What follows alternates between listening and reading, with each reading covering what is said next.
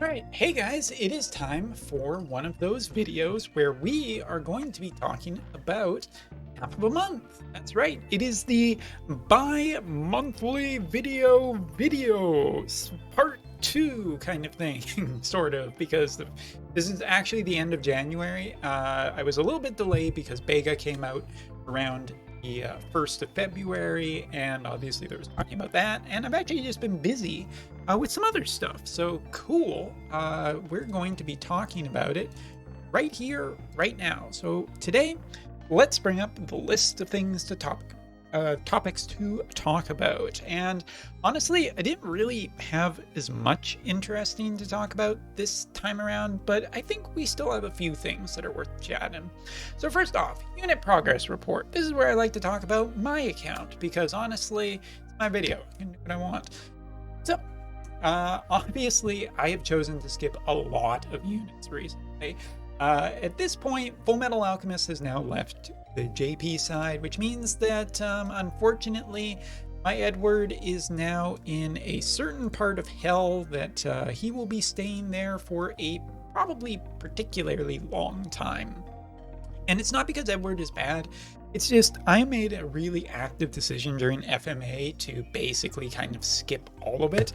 Whether or not that's going to super hurt my account in the long run is yet to be seen, but after Sephiroth and Wotv and just Wingstern, I really have been trying to focus a little bit less on limiteds and more on permanents, because with the way that reincarnation system is, I just think that it's a better idea to not focus on limiteds so much, or if you are going to focus on one, like, do everything in that. I know it sounds a little bit ridiculous because elements don't match up, weapon types don't match up most of the time, and that can be kind of a little bit worrying, but honestly, reincarnation costs are pretty damn high, and the longer that it goes on, the more expensive it seems. Lucio is one of the most free characters, and Lucio is one of the ones that I've been dumping resources into.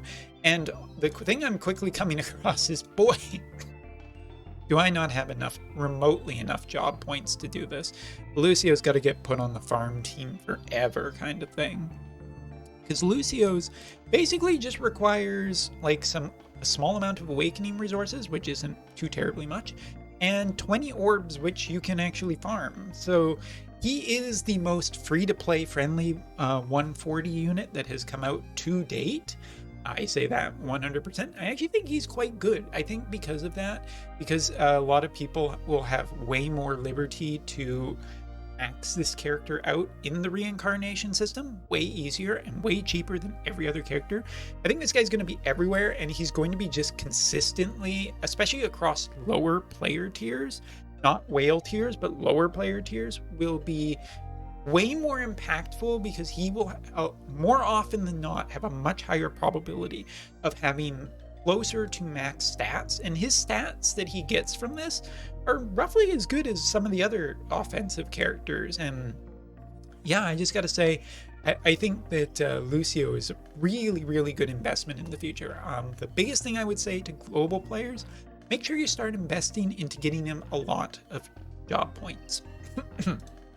So at this point, just going through the different elements. Fire, I don't think I've made any progress in Fire over the last month, which is partially because there aren't really any new Fire characters, but also just because that I've gotten, but also just, I don't know, like, I don't have enough resources to 140 any of these characters other than Yuffie already, and outside of that, I don't know where I'm going to get more in the future, so that's a little bit concerning for me.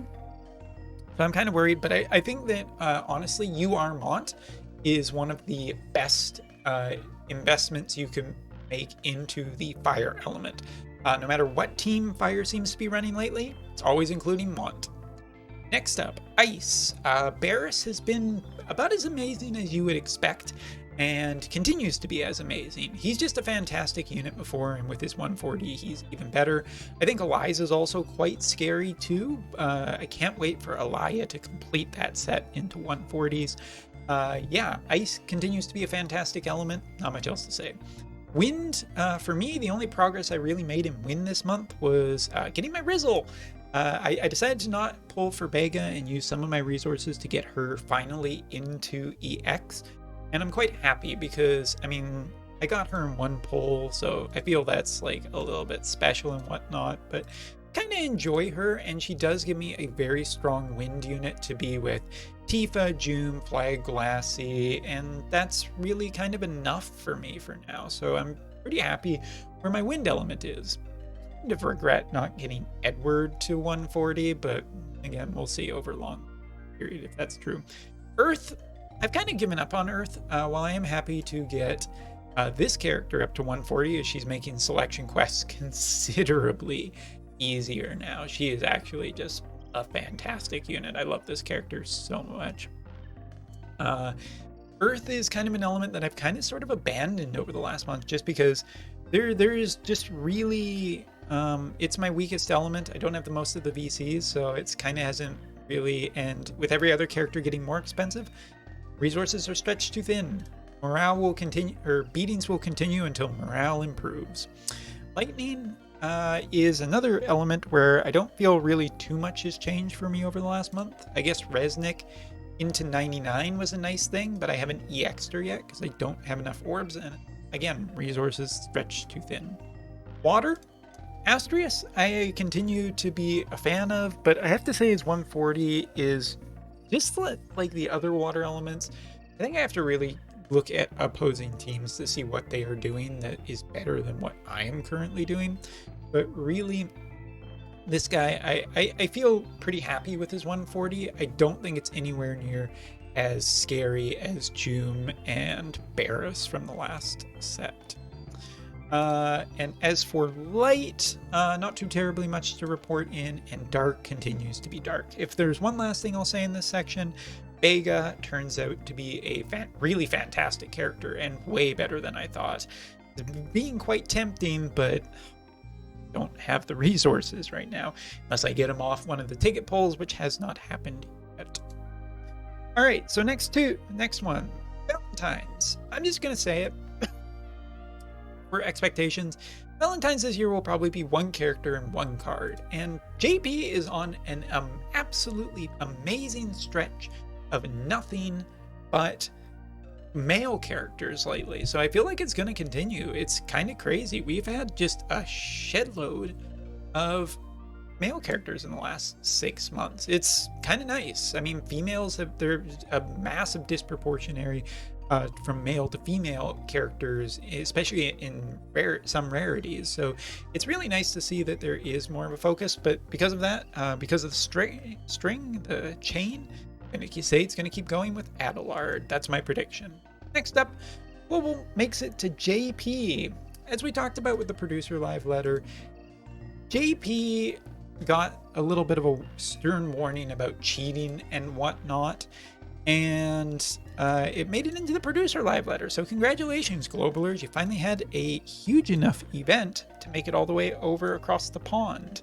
So yeah, I don't know why I'm using Britishism so much lately, but yeah, for people who are wondering, this is kind of important. And interestingly, like some people who are in the JP community, I know that basically I think most content creators are sounding off on this. I've already sounded off on the offer wall. I do actually have a second offer wall video, but I didn't post because I thought it was really aggressive, so I just decided not to. Not against the community, but against something else.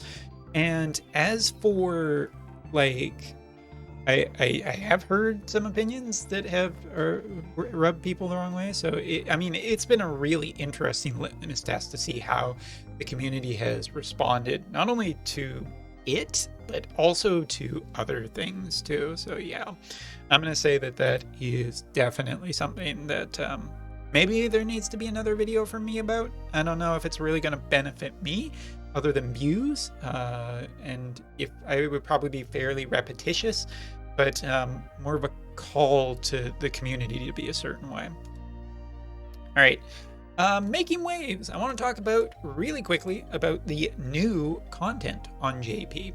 and essentially where it is and whether it's good or bad or otherwise, which is the wave content, which I have not finished because while I've watched some clear videos to get some ideas about what I was doing wrong, boy, the first time I played it on stream did I really screw up. I was under the impression that, hey, what you need to do is you need to be slow and thoughtful about it. And no, you have a total turn limit of like 65 or something for each party. And when the turn runs out, your party gets yeeted out of existence and you get put into the next party. And when the other party runs out of turns, it's game over kind of thing, which is kind of interesting, but criticisms.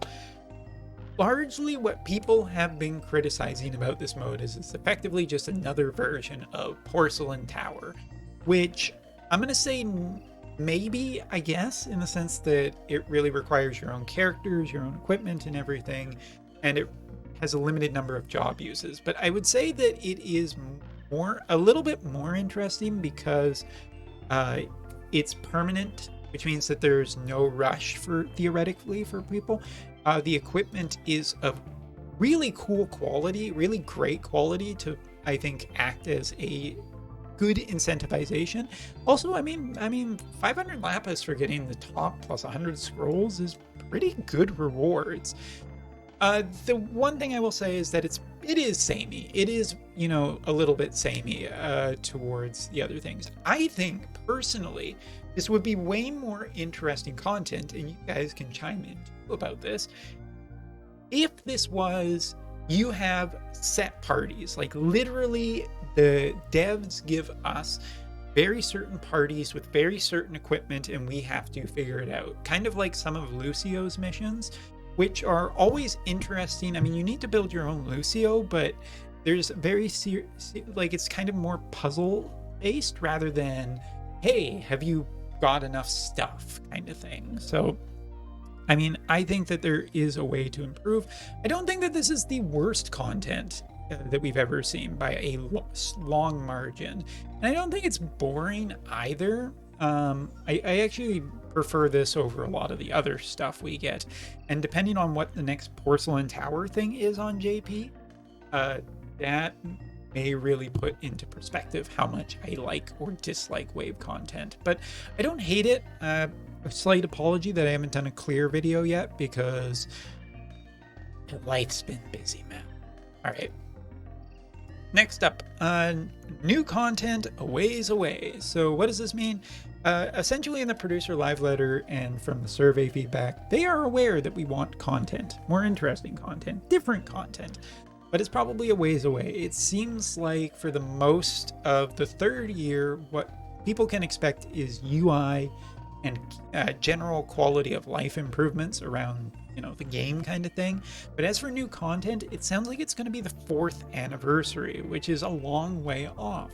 Not really to scare people, not really to frighten people, but, wave content, as well as maybe the retooling of the guild battle thing, which was not super well liked, might be the only things that we really get this year for new styles of content. And people can decide if they want to stay or they want to leave for a while and come back. All of those things are totally fine. But I think that people need to temper their expectations about what is coming out over the next little while and realize that it may not be the thing that you necessarily want, but you might get some stuff out of it. We'll see. So, just as fair warning. Next up, and last but not least, the question mark. Well, you guys, as you know, I like streaming games, and I like streaming games on multiple platforms. I like streaming on PlayStation 5. I enjoyed playing God of War on stream and uploading some of those videos and doing Strangers of Paradise. That was pretty fun, even though that game is, hit and miss with me lately. There's a lot of different games that I've enjoyed playing. However, there are some strategy games and a certain Final Fantasy game that has come out recently on a certain system that I was not able to stream because of issues with hardware. Basically, I've had my an old system for a very long time, and it ended up kind of just not conking out because the system still works, but it doesn't really output video properly anymore. Well, here's the news. I decided to upgrade. Now, before anybody says, but Umbra, next year there'll be a new Switch. Yes, well, that's why I got a limited edition, because this will probably retain its value much better. But even if, it's just kind of a beautiful thing, and we don't know if whatever Nintendo's next system it's gonna be is gonna be backwards compatible. So, yeah. But anyway, so there's a lot to talk about this. I'm very excited to resume streaming of a lot of games that I bought on Switch recently.